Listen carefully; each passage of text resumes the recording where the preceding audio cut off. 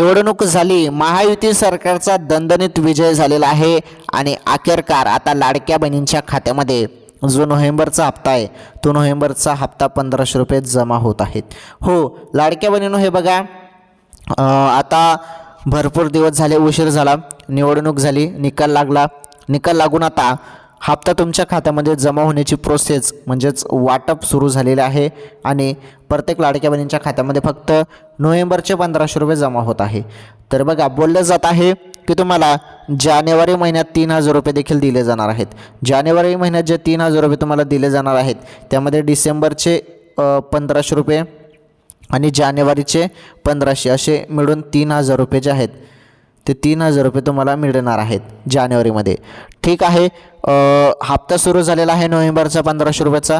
मोबाईलचे मेसेजकडे लक्ष द्या, जरी आलेलं नसेल तर कोणत्या क्षणी तुमच्या खात्यामध्ये हप्ता जमा होईल बहिणींनो. ओके.